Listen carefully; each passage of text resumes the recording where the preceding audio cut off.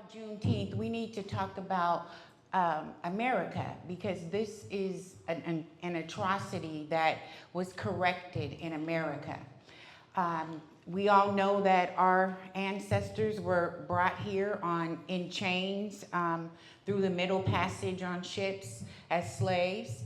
And finally, after 400 years, America decided that they wanted to move away from slavery. So President Abraham Lincoln, in September of 1862 in Gettysburg, Pennsylvania, he announced that in 100 days, the Emancipation Proclamation would take place on January 1st of 1863, thereby freeing the slaves that were held in the Confederate States immediately. So January 1st of 1863 comes, and the slaves that were held in the Confederate States became free.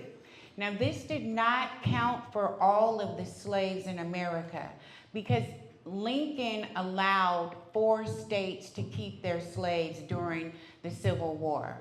And those states are Delaware, Kentucky, Maryland, and Montana. 2.5 years later, after the Emancipation Proclamation took place, it got back to Congress that the slaves in Galveston, Texas were still in bondage.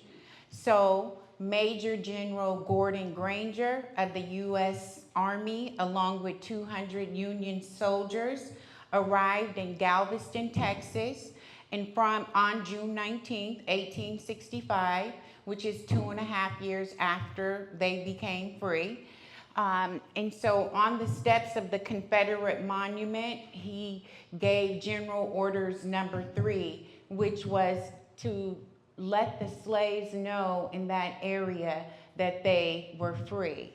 And so that's how the celebration of Juneteenth came into play, because it was 2.5 years later on June 19th that the slaves in Texas were told they were free. But it's very important to understand that it wasn't until the 13th Amendment that all slaves in America were free. So Juneteenth and the Emancipation Proclamation was only to free the slaves in Confederate-held states. And as we know, the Civil War was the bloodiest war ever fought on American soil. It was a country at war with itself, because the South wanted to retain the slaves and the North wanted to move towards the Industrial Revolution. And so that's what the whole war, the Civil War, was about. Are we going to keep these Black people enslaved? Or are we going to move towards industrial, become a country that is more focused on industry like textile and manufacturing and machinery? Just things that don't require, that are not picking fields, growing crops, agriculture, and growing livestock. And so that's what the whole war was fought over. And once this war ended, the 13th Amendment came into play. And then once we all became free, it was necessary that Congress passed the 14th Amendment, allowing us equal protection under the law. Because once we became free, there were still, about Jim Crow, about all the Ku Klux Klan and all the people that were haunting us just because of the color of our skin.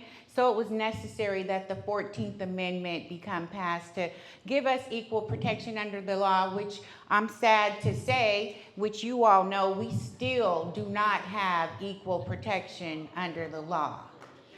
Now I'm going to go back a little bit, because since I am in a church, a lot of churches have what's called Watch Night. And that's where on the 31st of every year, December 31st of every year, we come and we have our service until midnight in anticipation of Christ. But this actually derived from the Emancipation Proclamation. On December 31st of 1862, the slaves were anticipating their freedom. They were gathered in churches, they were gathered in cabins, and they were just waiting for the clock to strike midnight to become January 1st, 1863 for their freedom.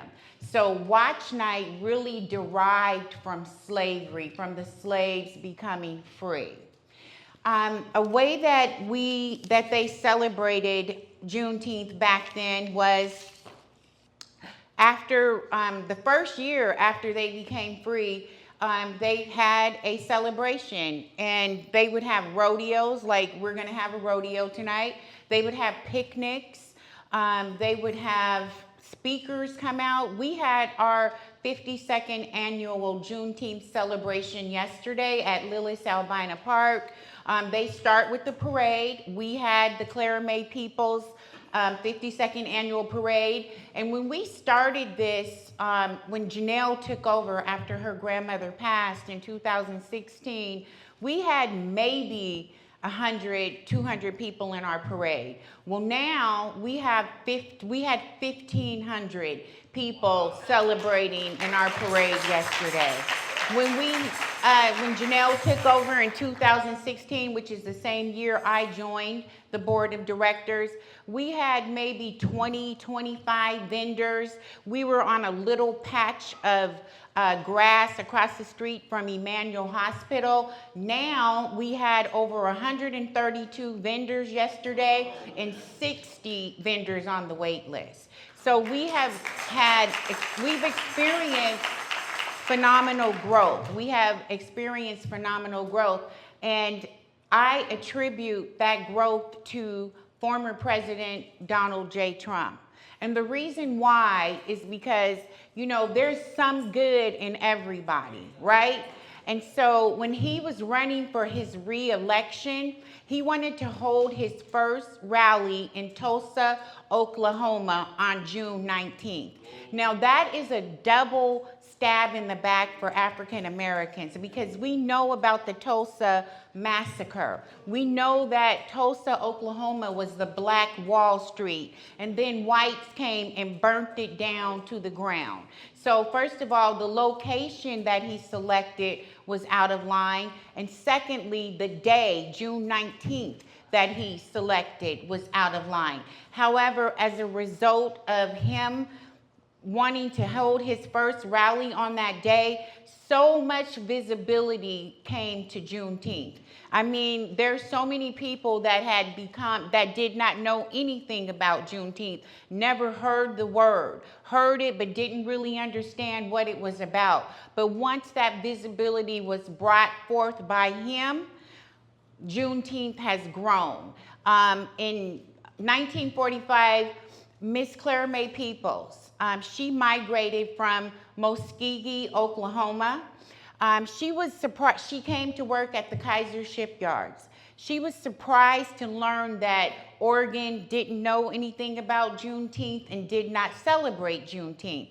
So she got permission from her supervisor to announce over the loudspeaker that it was Juneteenth. So she said, "Hey y'all, you know what today is? It's Juneteenth. Meet me in the cafeteria. We got 15 minutes to celebrate." So the official, unofficial day that Oregon started its first Juneteenth celebration was from Miss Clara Peoples on June 19th of 1945.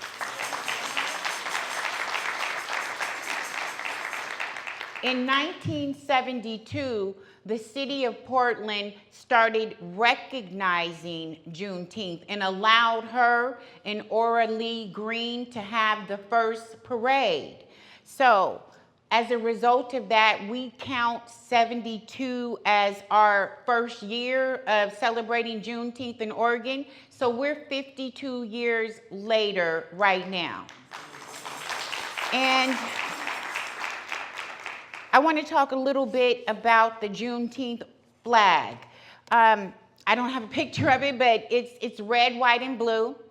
The creator of the flag. His name is Ben Haith, and he created it in 1997. He chose the colors red, white, and blue to demonstrate that the slaves, as well as their posterity, are in fact American. So it emulates the American flag. Then there's a star in the middle to emulate or represent Texas, the Lone Star State. And around that star is a star burst to emulate light, like there's a new horizon. And also there's an arch in the background to emulate that we have a future, that new and better and brighter days are coming our way. The foods that were eaten back in the day for Juneteenth consisted of soul food. The color was red.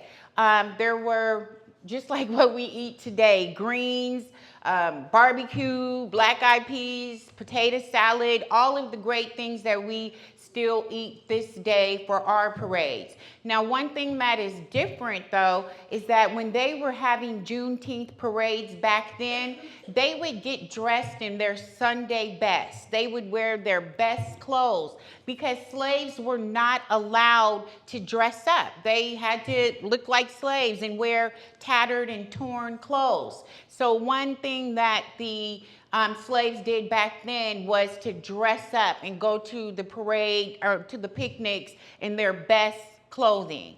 There is a drink that Juneteenth normally celebrates. It's a strawberry drink, and it's basically just like strawberries in a sparkling soda. So that's like the drink of Juneteenth. And again, the color is red. Now I'm just going to talk a little bit about the history of Juneteenth in Oregon. I did say that Miss Clara Mae Peoples, she brought the first Juneteenth, June 19th of 1945. The city of Portland recognized it in 72. The city of Portland recognized it as a paid holiday June 17th of 2020. And then when Governor Kate Brown took over from Kitzhaber, she told Janelle personally that if she was reelected, that she would introduce a bill to make Juneteenth a paid state holiday. And she kept her word. She was reelected, and she introduced House Bill 2168, which was signed into law June 1st of 2021. And then, of course, President Biden passed Senate Bill 475 on June 17th, 2021 to recognize Juneteenth as a federal holiday. So, yes. So it is very important that in this state of Oregon that we keep Miss Clara Peoples' dream alive, that we grow it even larger, because remember that Oregon joined the Union as the 33rd state, February 14th of 1859, and it had black exclusionary laws in the Constitution. We were not allowed to reside in this state. We were not allowed to make contracts in this state. We weren't allowed to purchase real estate. So those laws stayed on in the Constitution. One of them was removed, the one that prohibited us from living here in 1926. But the other two were just removed in 2002. Okay? So it's very important to stay abreast of local elections. Don't just vote in federal elections, vote in local and state elections also, because 2002, that they just removed the racial amendments that they have in the Constitution against us. That was, what, 22 years ago? So we need to stay woke. And that's my message. Thank you.